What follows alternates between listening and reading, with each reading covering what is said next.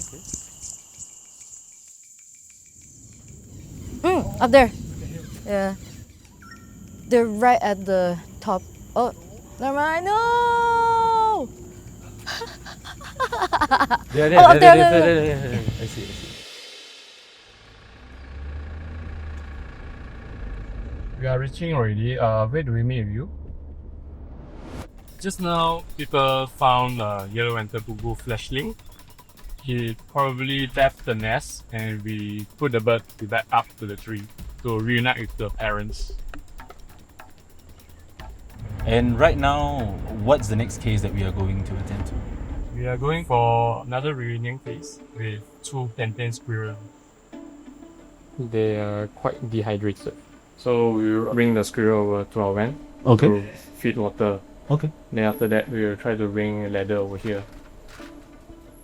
We don't know where the adult is, but we do know that the nest is right here. Okay. So what we're going to do is leave the babies as close as we can, and we will check back on them a little bit later this evening. Likely what's happened is they've just starting to get old enough to crawl around and explore, so they've just come straight over the edge. So the team are now responding to this case. Tiai over here is now holding onto a box, and inside that box is a chick of a white-breasted water hen. And what they're doing now is trying to locate exactly where they find this white-breasted water hen, and hopefully they will be able to reunite it with their parents. So we were walking, holding the chick with it chirping to try to draw her out. But as we were walking over, we could also hear other chicks calling from this grassy area beside us. It's the whole family.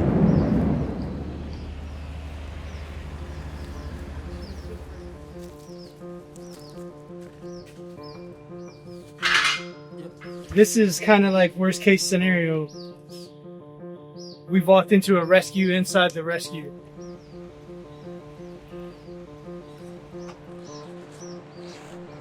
No, we won't be able to reach. I can see it lah, but I don't think we can reach there. How could the chick have been separated from the rest of its group? Unfortunately, it could have something to do with its health. Got it? You got it? Yeah. Nice. More likely, it just wasn't fast enough, or it wandered too far away from the rest of them. We just got spooked by the car and then it ran back. And there was something in the road. Yeah, could be. Yeah. Obviously, I do think in certain cases, the human infrastructure contributes to separating them, but I don't think it's the only reason for it.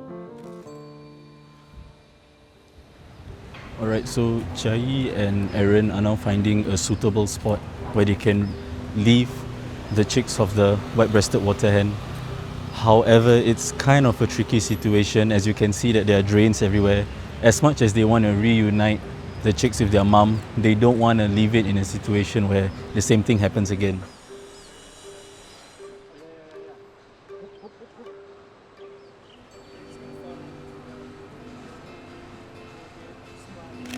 Come on, man. Go back to your mum.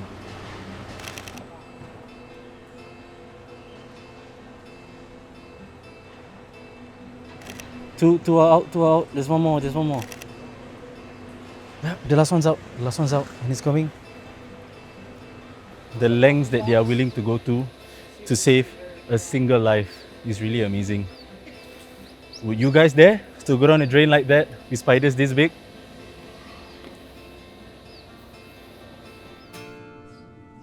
Almost all the cases we attended to involved offspring separated from their parents. So, if you encounter such a situation, what should you do? The first thing people should do is take a photo, take note of where they are, take note of the surroundings, and then call us and we will advise you. Never bring back the animal home. There's been countless situations where we have people want to help the animal but end up doing the wrong thing. They bring them back, they feed the wrong food, they give water wrongly, which may kill and choke the bird. So our priority is always to reunite the baby animals with the parents. It can be easily done if we have all the right information. So black-nipped orioles, they're native to Singapore. Yeah. And they're one of the birds that Acres rescues a lot. These fellas, they were actually taken in by people, kept for months, and then surrendered to us. That becomes a problem because when people keep them, they will get imprinted. So they lose the instinct to survive in the wild. And on top of that, these particular orioles, their wings were clipped as well. So probably the people did that so that they won't fly away, which is an extremely cruel thing to do to a bird, especially a wild bird. So everything that I just told you is completely illegal. So it's a question we are monitoring whether the wings will grow back. It takes a long time. We have done this before. Sometimes it takes up to a year. And while doing that, we are changing back the diet. We're giving more local diet, local fruits, whatever we can find, so that when and if they can be released, they have a better chance of surviving in the wild. It seems that there's still a lot that we can learn about how to live with wildlife. So I want to hear from a wildlife educator on how we can all do our part. So, as a wildlife educator, what are some misconceptions or misinformation that you think Singaporeans have? I think one is that Singapore does not have wildlife. And the edge there has two. In fact, we actually have a lot of wildlife. The common species that people can encounter would be like the long-tailed macaques, monitor lizards, and sometimes even to the smaller animals like the insects. Come on, come out. Yeah, so these are carpenter bee. They are important pollinators. Oh, okay. Oh, I think I got that. Sometimes we feed wild animals. Is there anything wrong with that? First of all, in Singapore, it is illegal to feed wildlife. And the problem with feeding them is that it may actually alter their natural behavior or feeding habits. In fact, these animals have enough food and they can find food in their nature spaces. And also the food that we feed them with may not be suitable for them. And that would also increase human-wildlife conflicts. Yeah. Okay, and some people are not comfortable with animals coming very close to them. I see. Yeah, and that's definitely an issue. Yeah, that's a bulbul. I think, is that a bulbul, James? Yeah, it looks like it. So since we are sharing this island, how can we be better neighbours to our wildlife? Firstly, we have to understand in a densely populated Singapore, we'll definitely encounter wildlife one way or another. But more importantly, it's also to know what we are looking at, what kind of animals and how they behave. Okay. Right? With that knowledge, we will then be able to make more informed decisions. So Ralph, have you heard of this initiative called Our Wild Neighbours? No, not really, actually.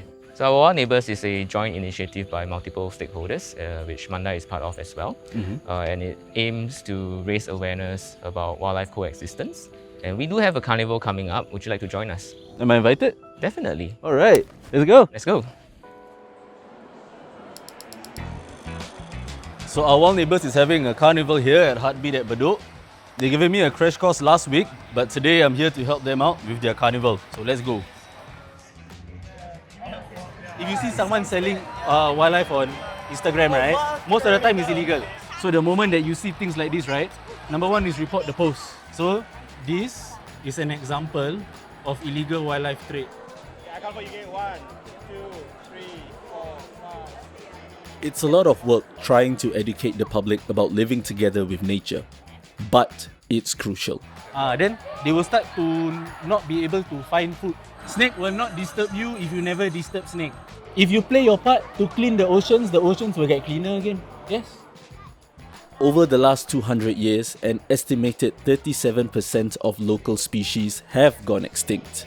Some from poaching, others from habitat loss due to human activity. One part, I think you feed yourself and you eat all the food. Never mind, the animals can find their own food. There are many foods. However, one critically endangered species has a stronghold here, and my goal today is to photograph it. So, Keita, Mijin, what are we here for? We're here to look for the straw-headed bulbuls. And I believe that this is something that you guys are researching a lot about. So, could you please tell me more about the straw-headed bulbul? This is a critically endangered species. It is estimated that there are slightly less than 2,000 of them in the world right now today. It's the biggest bulbul in the world, and it's got this crazy, very melodious song that hopefully we'll get to hear today. And the reason why it is critically endangered is especially because of this song. So right now, the straw-headed bulbul is best found in Singapore. We estimate that there are maybe about 600 of them in the country right now. Over here in Singapore, there are very strong regulations, very strong enforcement, and this makes it very difficult for people to poach them. And this safe haven that Singapore has allowed the birds to thrive, and because of that, this is the best place to see them.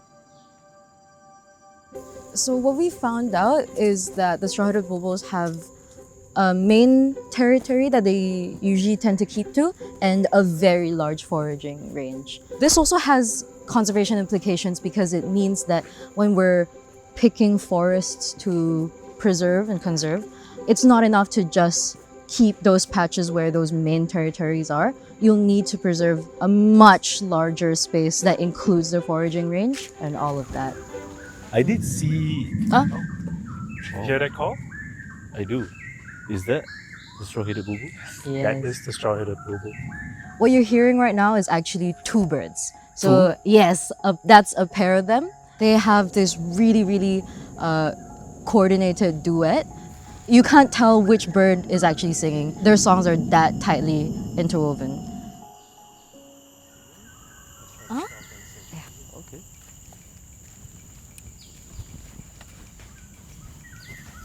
Oh, it's spotted. Morning. Straw-headed? Oh yeah, I see. Okay. Have you seen it? There's that very bright Oh, there, Yeah. and there's a pair of branches that stick down like that. Yeah. It's in Oh, between. they're beautiful. Alright guys, so Kita and Meijin has just identified that there are flying, two. flying. Yeah, and the both of them are just flying right now.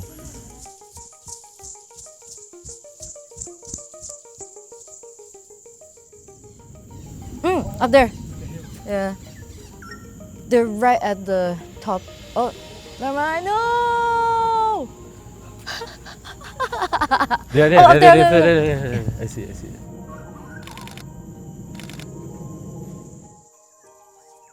So this right here, as you guys can see, is a straw-headed bulbul. And this is his partner. Really beautiful birds.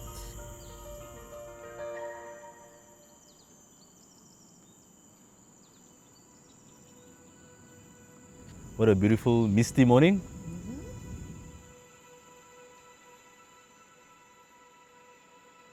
I'm very sure it must be really rewarding to do research about the straw-headed bulbul and even come out here to listen to their songs. Oh yeah, it's been such a rewarding project so far. Really special. We've learned a lot. But the field work and a lot of the project work that has been going on has been so difficult also. It really wouldn't have been possible without the support of so many people.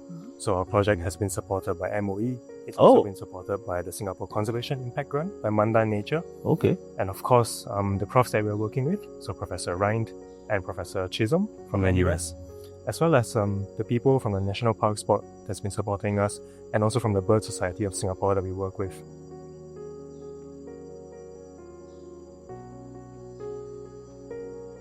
Throughout this series, I've come across so many animals that make Singapore their home.